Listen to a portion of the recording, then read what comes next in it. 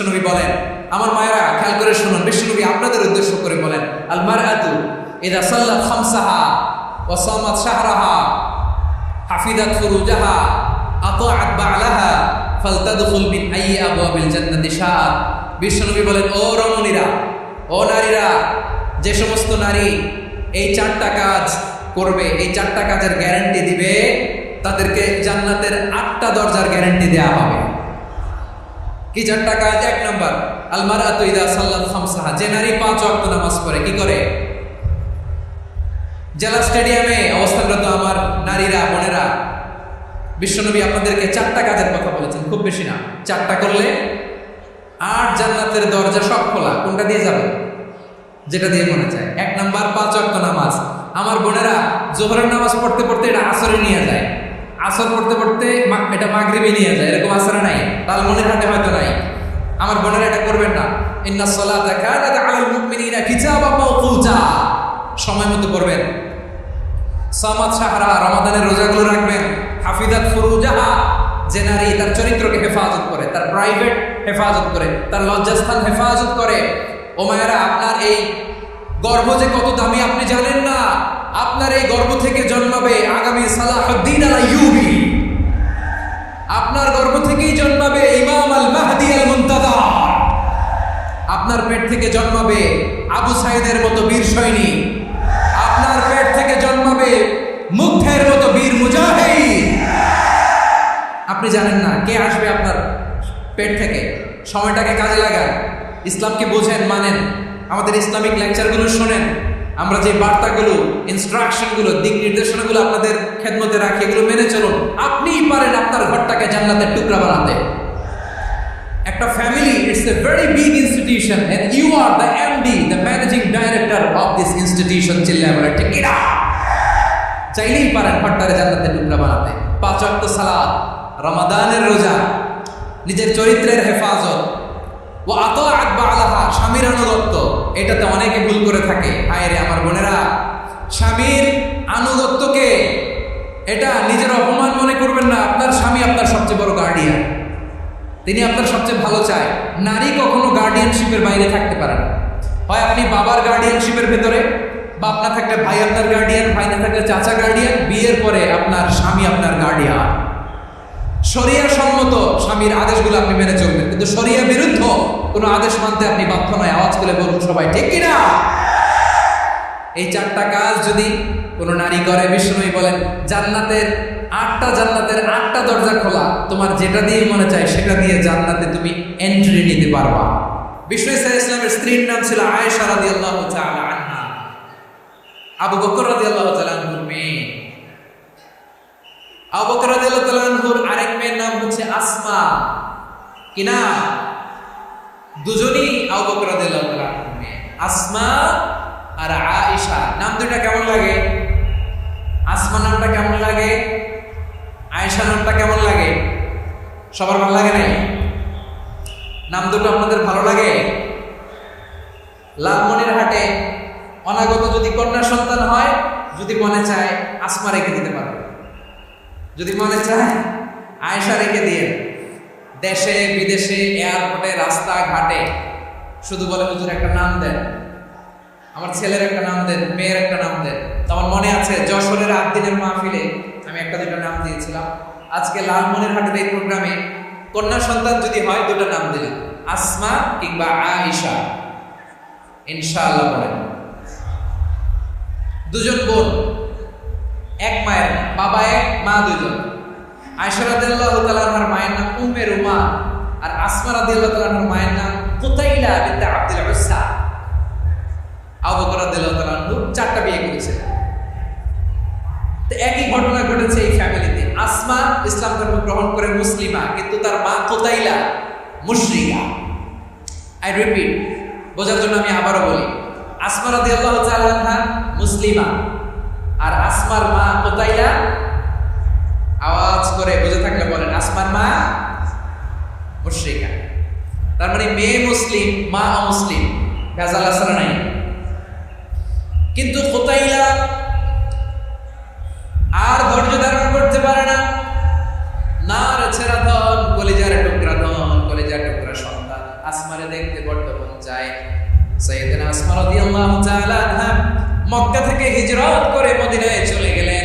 হুদাইবিয়ার পর যখন মক্কা মদিনার ট্রাফিক স্বাভাবিক হলো, মক্কার লোক মদিনায় যায়, মদিনার লোক মক্কায় আসে। কোচাইলা কলিজার টুকরা সন্তান আসমারে দেখার জন্য কিছু উপহার নিয়ে বিশাল মরুপথ পাড়ি দিয়ে মক্কা থেকে মদিনায় যায়। সুবহানাল্লাহ।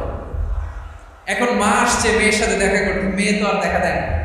মেয়ে ভাবছে আমার মা তো মুশরিকা, অপবিত্রা, তার সাথে কি দেখা দেওয়া যাবে? বিশ্বনবীর দরবারে চলে গেলেন। সুবহানাল্লাহ। কি সৌভাগ্যবান ছিল তারা, মাসলা জানার দরকার হলেই নবীর দরবারে চলে যেত। ঘরে বউয়ের সাথে ঝগড়া হলে নবীর দরবারে চলে যেত। অনেক সাহাবী বলে আমার পেটে ক্ষুধা লাগলে আমি নবীর কাছে চলে যেতাম, কারণ নবীর চেহারার দিকে তাকালেই আমার পেটের ক্ষুধা মিটে যেত। সাইয়েদনা আসমা রাদিয়াল্লাহু তাআলা আনহা বিশ্বনবীর কাছে চলে গেলেন, যে বললেন ইয়া রাসূলুল্লাহ ইয়া হাবিবাল্লাহ ইন্না উম্মি কাদিমাতুন ইলাইয়া ওয়া হিয়া রাগিবা। আমার মা মক্কা থেকে অনেক দূর মরুর পথ পাড়ি দিয়ে উপহার সামগ্রী নিয়ে মদিনায় আমার সাথে দেখা করতে এসেছে গো নবী। আমার জানতে বড্ড ইচ্ছে হয় আমি আমার মুশরিকা মায়ের সাথে একটু দেখা করতে পারবো কিনা। আফা আসিলুহা, আগে যেমনি আমি আমার মায়ের সাথে ভালো আচরণ করতাম, যেমনি আমি আমার মায়ের সাথে সদাচরণ করতাম গো নবী, এখন আমি মুসলিমা, মা মুশরিকা, এখনো কি আগের মতো সদাচরণ করতে পারবো নাকি? বিশ্বনবী বললেন নাম সিহা, হ্যাঁ রে আসমা, অবশ্যই অবশ্যই, আগে ঠিক যেমন তুমি তোমার মায়ের সাথে ভালো আচরণ করতে, এখনো তেমনি আগের মতো ভালো আচরণ করবা। আওয়াজ করে পড়েন সুবহানাল্লাহ। কি ইসলাম আমরা পেয়েছি, কত ব্রড মাইন্ডেড আমাদের ইসলাম, কত ওপেন মাইন্ডেড ইসলাম, কত ওপেন আপ করতে পারে, চিন্তা করতে পারেন। বিশ্বনবী বলেন হ্যাঁ অবশ্যই, না সুলিহা, আগে যেমনি ভালো আচরণ করছো আসমা, এখন ওইরকমই করো, পাল্লা আরো বাড়ায় গো। সুবহানাল্লাহ বলেন। তাহলে আমার যে হিন্দু ভাইয়েরা, হিন্দু বোনেরা, ইমানের বদৌলতে দৌলতে আপনি ধন্য হয়েছেন, আপনার আম্মা আব্বা এখন মুসলমান হয় নাই, তাদের জন্য দোয়া করেন, তাদের জন্য দোয়া করেন, আল্লাহ যেন তাদেরকেও ইমানের দৌলত দান করেন। আমরা সবাই পড়ি আমিন, আরো জোরে পড়েন আমিন। এখন বলেন ইসলাম কি ন্যারো মাইন্ডেড রিলিজিয়ন না ব্রড মাইন্ডেড? লালমনিরহাটের যুবক ভাইয়েরা আওয়াজ করো, ইসলাম কি ন্যারো মাইন্ডেড না ব্রড মাইন্ডেড? কতটা ব্রড মাইন্ডেড দেখেন। বিশ্বনবী সাল্লাল্লাহু আলাইহি সাল্লাম অমুসলিমরা যদি নবীকে উপহার দিত, ওই উপহার বিশ্বনবী গ্রহণ করতেন। সুবহানাল্লাহ। আপনার অমুসলিম বন্ধু যদি উপহার দেয় সেটাও আপনি নিতে পারবেন, যেটা নেওয়া যায়। কিন্তু আপনার বন্ধু যদি আপনার মদের বোতল দেয়, নিতে পারবেন? হ্যাঁ, মদের বোতল দিলে পারবেন। আপনার বন্ধু যদি আপনার পর্ক দেয়, পর্ক, শুকরের গোশত মিশ্রিত কোনো খাবার, ওটা নিতে পারবেন না। হালাল যে কোনো জিনিস নিতে পারবেন। বিশ্বনবী সাল্লাল্লাহু আলাইহি ওয়াসাল্লাম অমুসলিমদের দেয়া হাদিয়া গ্রহণ করতেন। কেমন নবী ছিলেন? আমার নবীরে চিনে নেন, আমার নবীর অ্যাটিটিউড জেনে নেন।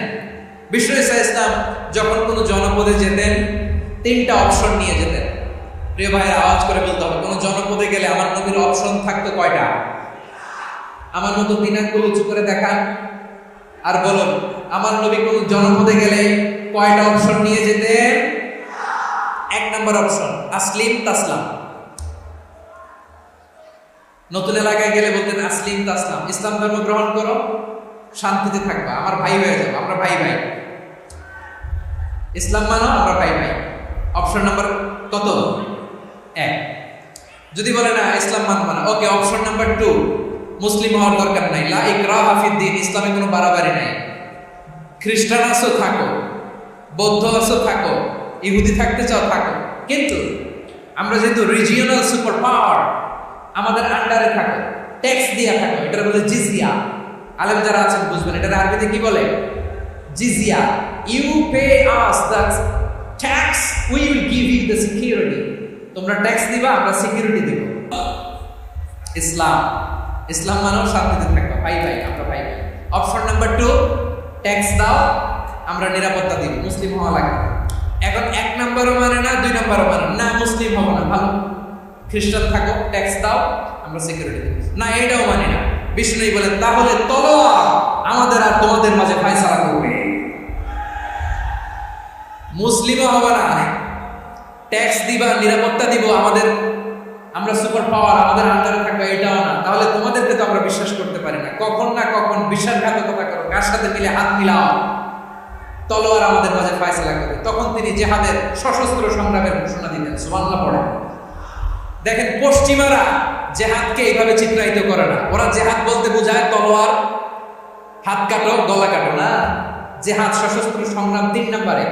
অধিকাংশ ক্ষেত্রেই বিশ্বনবীর সুন্দর আচরণ দেখে, আরে আমার নবীর যে নুরানি চেহারা, অনেকে তো কেবল সিরেফ চেহারাটা দেখে কালিমা পড়ে মুসলমান হয়ে গিয়েছে। যারা মুসলিম হয় নাই তারা তাদের ইসলামী বলবৎ ছিল, ট্যাক্স দিয়ে ইসলামের আন্ডারে ছিল। যারা এটাও মানে নাই ওইটাও মানে নাই, তাদের বিরুদ্ধে জেহাদ। বিষ্ণু ইসলাম 7ম হিজরিতে যখন খায়বার বিজয়ের পরে ইসলাম রিজিওনাল সুপার পাওয়ার হিসেবে আত্মপ্রকাশ করলো, বিশ্বনবী চিঠি লিখলেন অন্যান্য সুপার পাওয়ারের কাছে। রাষ্ট্রীয় চিঠি লেখে এক রাষ্ট্রপ্রধান আরেক রাষ্ট্রপ্রধানের কাছে। ঠিক কিনা বলেন? জানেন না আপনারা? এই যে 24-এর ছাত্র নাগরিক অভ্যুত্থানে, এই অভ্যুত্থান যখন শুরু হয়, আমি তখন সাউথ আফ্রিকাতে একটা স্ট্যাটাস দিয়েছিলাম, গোটা না হয় গোটা দেশ সংস্কার করা লাগবে। শুধু বাংলাদেশ নয়, সারা বিশ্বের বাংলা ভাষাভাষী লোকেরা এই আন্দোলনের সাথে সমর্থন তারা করেছে, এটাকে সাপোর্ট করেছে, তারা সমর্থন দিয়েছে। আমাদের ইউনাইটেড আরব আমিরাতের বাংলাদেশি ভাইরা তারা সেখানে রাস্তায় নেমে এসেছিল। জানেন, ওইখানে ডেমনস্ট্রেশন করা যায় না, সেখানকার সরকার তাদেরকে যাবজ্জীবন দিয়েছিল। তখন আমাদের এই যে প্রধান উপদেষ্টা ডক্টর মোহাম্মদ ইউনূস সরাসরি G2G বলে, G2G, government to government, G2G, উনি চিঠি লিখলেন যে তাদেরকে, ইউর হাইনেস, সম্মানিত আমির, আপনি আমার এই চিঠির কারণে আমার সম্মানে এই 53 জন বাংলাদেশিকে মাফ করে দেন। এই চিঠির বদৌলতে বেকসুর খালাস পেয়ে গিয়েছিল আমাদের ভাইরা। জানেন না এই ঘটনা আপনারা? তাহলে গভর্নমেন্ট টু গভর্নমেন্ট চিঠি দেওয়া হয়। 7ম হিজরিতে বিষ্ণু ইসলাম সব সুপার পাওয়ারের কাছে চিঠি দিলেন, রোমান সম্রাটের কাছে, পারস্য অধিপতির কাছে, মিশরের অধিপতির কাছে, সবার কাছে চিঠি লিখলেন। চিঠির ভাষা ছিল এরকম, মিন মুহাম্মাদিন রাসূলিল্লাহ ইলা মুকাওকিস আযীমিল কিবত, মুহাম্মদ রাসূলুল্লাহর পক্ষ থেকে মিশরের বাদশার কাছে, আসলিম তাসলাম, ইসলাম মানে শান্তিতে থাকবা, সালামুন আলা মান ইত্তাবাআল হুদা, শান্তি তার জন্য যে হেদায়েতের অনুসরণ করে। সুবহানাল্লাহ পড়েন। তো এই চিঠি অনেকে ভালোভাবে রিসিভ করেছে। অনেকে এই চিঠি পাওয়ার পরে নবীর কাছে আবার ইন রিটার্ন উপহার পাঠিয়েছে। কি পাঠিয়েছে? উপহার। মিশরের বাদশাহ মুকাওকিস তিনি বিশ্বনবীকে বিশাল এক উপহারের ডালি পাঠিয়েছেন। মিশরের বাদশাহ মুকাওকিস ছিলেন ধর্মে খ্রিস্টান। লালমনিরহাটের ভাইয়েরা আওয়াজ করে বলেন, মিশরের বাদশাহ ধর্মে কি ছিল? খ্রিস্টান। কি উপহার দিয়েছিল আমার নবীকে? শুনতে মনে চায়? আওয়াজ নাই লালমনিরহাটের গলায়। শুনতে মনে যায়? 1000 স্বর্ণ মুদ্রা, 1000 স্বর্ণ। 2টা খ্রিস্টান দাসী, একজনের নাম মারিয়া বিনতে শামআন আল-কিবতিয়া, আর একজনের নাম সিরিন বিনতে শামআন আল-কিবতিয়া। একজন খ্রিস্টান দাস 20 থান কাপড় জামা বানানোর জন্য, আমরা নবী যেন সেলাই করে জামা বানাতে পারে, এজন্য 20 থান কাপড়, 20 থান ফাইন গার্মেন্ট। সুবহানাল্লাহ বলবেন না? এরপরে একটা গাধা, যেটার নাম ছিল উফাইর, আর একটা খচ্চর, এটার নাম ছিল দুলদুল। খচ্চর চিনেন? গাধা আর ঘোড়ার ক্রসিং এ যে প্রাণীটা দুনিয়াতে আসে, সেটা খচ্চর বলে। তো এই যে সুপার পাওয়ার খ্রিস্টান বাদশার কাছে নবী চিঠি লিখলেন, ওই খ্রিস্টান বাদশা আমার নবীকে উপহার দিল। বিশ্বনবী এই উপহারগুলো সানন্দে গ্রহণ করেছে। সুবহানাল্লাহ পড়বেন না? তাহলে অমুসলিম কেউ যদি আপনাকে উপহার দেয়, হালাল উপহার বলে আপনি গ্রহণ করতে পারবেন। অনুরূপভাবে পারস্যের বাদশা, রোম সম্রাট বিশ্বনবীকে উপহার পাঠিয়েছেন। আমার নবী সবগুলো উপহার, গিফট গ্রহণ করেছেন। সুবহানাল্লাহ বলেন। তাহলে প্রিয় লালমনিরহাট, আওয়াজ করে বলুন, ইসলাম কি ন্যারো মাইন্ডেড রিলিজিয়ন না ব্রড মাইন্ডেড?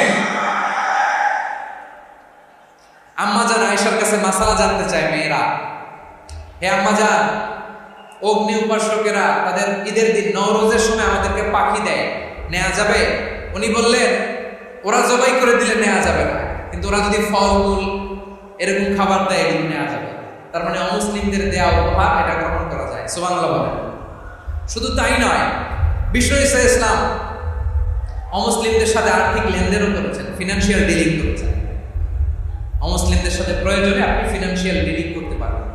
আমরা প্রায় দেখি বাজারের মিষ্টির দোকানগুলো আমার হিন্দু ভাইদের, লালমনিরহাটে মিষ্টির দোকান, দইয়ের দোকান কারা চালায়?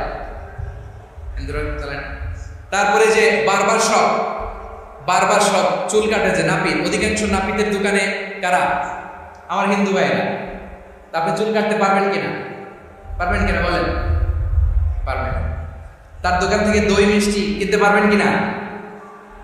হ্যাঁ, আমার মুসলিম ভাইয়ের দোকান থাকলে ওইটার আমি বেশি প্রায়োরিটি দেব, ঠিক কিনা? কিন্তু যদি তাদের সার্ভিস নিতে চান, প্রোডাক্ট নিতে চান, পারবেন। তার দলিল সহিহ বুখারী, আম্মা জান আয়েশা রাদিয়াল্লাহু তাআলা আনহা বলেন, ইশতারা রাসূলুল্লাহ সাল্লাল্লাহু আলাইহি ওয়াসাল্লাম মিন ইয়াহুদিয়্যিন তুআমান ওয়া রাহানাহু দিরআহু মিন হাদিদ। রাসূল সাল্লাল্লাহু আলাইহি ওয়াসাল্লাম এক ইহুদির কাছ থেকে, কার কাছ থেকে? সবাই বলে নাই কার কাছ থেকে? আমার নবী, প্যারা নবী এক ইহুদির কাছ থেকে জব কিনেছিল। জব, বার্লি, যেটা দিয়ে রুটি বানায়।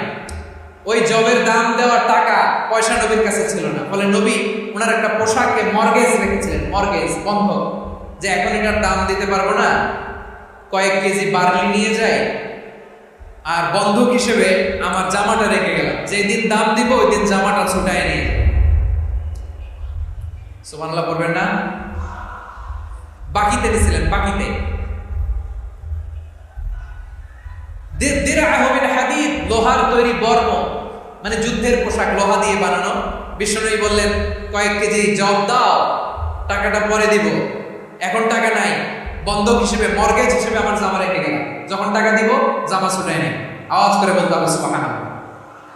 এ থেকে বোঝা গেল অমুসলিমদের সাথে ফিনান্সিয়াল ডিলিং করা যায়, অর্থনৈতিক লেনদেন করা যায়, কেনাবেচা করা যায়, প্রোডাক্ট কেনা যায়। এমনকি আমাদের মসজিদে নববীতে বারান্দায় আপনারা একটা অটোমেটিক ফ্লাইং আমব্রেলা দেখছেন? সূর্য যখন বাড়ে মসজিদে নববীর বারান্দায়, ইয়ার্ডের মধ্যে অটোমেটিক্যালি কিছু আমব্রেলা আছে, সা করে খুলে যায়, আর সূর্যের তাপ লাগে না। আবার সন্ধ্যাবেলায় এই আমব্রেলাগুলো ওরা ক্লোজ করে ফেলে, দেখেন নাই না? দেখছেন? এই মসজিদে নববীকে সর্বোচ্চ উন্নত মানের কনস্ট্রাকশন ইনফ্রাস্ট্রাকচারে ডেভেলপ করার জন্য কর্তৃপক্ষ কিছু অমুসলিম ইঞ্জিনিয়ারের, ডিজাইনারের সহায়তা নিয়েছিল। সুবহানাল্লাহ বলেন। কোন দলিলের ভিত্তিতে? এই দলিলের ভিত্তিতে বিশ্ব ইসলাম অমুসলিমদের সাথে লেনদেন করেছেন। আওয়াজ করে বলতে হবে আল্লাহু আকবার। শুধু তাই নয়, ইন কেস অফ ইমার্জেন্সি, প্রয়োজনে ইসলামের খাতিরে, ইসলামকে সামনের দিকে এগিয়ে নিয়ে যাওয়ার জন্য অমুসলিমদের সাপোর্ট নেওয়া জায়েজ আছে। সুবহানাল্লাহ বলেন। অমুসলিমদের সাপোর্ট নেয়া, তাদের থেকে অর্থ নেয়া, পলিটিক্যাল সাপোর্ট, পলিটিক্যাল অ্যাসাইলাম নেওয়া জায়েজ আছে। আমাদের অনেক বিশ্ববরেণ্য দায়ীরা আমেরিকায় অস্থায়ীভাবে অ্যাসাইলাম নিয়ে থাকে, নিজের দেশে গেলে ফাঁসিতে ঝুলাই দেবে। যুগ যুগ ধরে দায়ীদের উপরে এরকম অত্যাচার আর নির্যাতন আশ্রা নাই। মিশরের অনেক দায়ীরা পাশ্চাত্যে যেয়ে থাকে, এই যে তারা পলিটিক্যাল অ্যাসাইলাম নিয়ে থাকে, রাজনৈতিক আশ্রয়, এটা জায়েজ আছে না? এটা যে জায়েজ আছে তার প্রমাণ স্বয়ং বিশ্বনবী সাল্লাল্লাহু আলাইহি ওয়াসাল্লাম পলিটিক্যাল সাপোর্ট নিয়েছিলেন অমুসলিমদের কাছ থেকে। সুবহানাল্লাহ।